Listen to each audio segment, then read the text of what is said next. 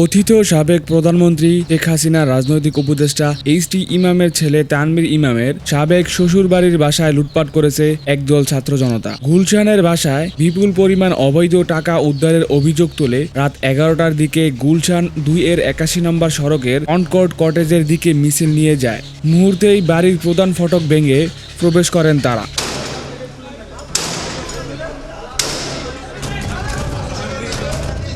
দরজা ভেঙে বাড়ির ৫ম তলার ফ্ল্যাটে ঢুকে তছনছ করে আলমারি, ওয়ার্ড্রপ, লাগেজ থেকে শুরু করে সবকিছু। রাত 12টার দিকে ঘটনাস্থলে আসে গুলশান থানা পুলিশ এবং কিছু সময় পরে আসে সেনাবাহিনীও। বাড়িতে প্রবেশকারীরা জানান, এইচ.টি. ইমামের ছেলে অবৈধ টাকার খবরে ফ্ল্যাটে প্রবেশ করেন তারা। তবে আইন শৃঙ্খলা বাহিনী ছাড়া বাড়িতে প্রবেশ নিয়ে কোনো সদুত্তর দিতে পারেননি। এটা আমরা যে তল্লাশি করে দেখতেছি অবৈধ কিছু আছে কিনা, এটাই, আর কোনো কিছু না। কি তল্লাশি করার পারমিশন আছে কিনা? না, আমরাই দেখতেছি নিজেরা, এটাই, আমাদের তো কোনো পারমিশন নাই।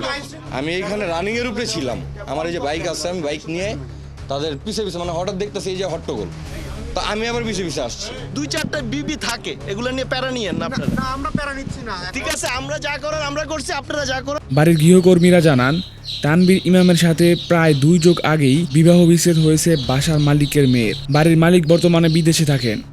বাইরে মিছিল দেওয়া লোকজন দরজা ভাঙ্গিয়া হওয়ার পরে ভিতরে ঢুকে গেছে। তখন পরে কি করবো, সব শিক্ষানি ভাঙ্গিয়ে গেছে, অনেকটা লব্বর। তারপর আমি বলছি যে দাঁড়ান, আমরা, কারণ আমাকে তো জানে বলে যে সবটি ভাঙ্গে লাগছে, ভাঙ্গার পরে একটা বাকি দিচ্ছে।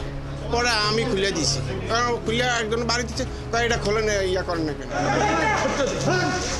রাত 2:30টার দিকে গণমাধ্যমের উপস্থিতিতে আইন শৃঙ্খলা বাহিনীর সামনে দিয়েই ছাত্র জনতার পরিচয় দিয়ে বের হয়ে যান প্রবেশকারীরা। গুলশান বিভাগের উপ-পুলিশ কর্মকর্তা সহ উপস্থিত আইন শৃঙ্খলা বাহিনীর কেউ এই বিষয়ে গণমাধ্যমকে কিছু বলেননি।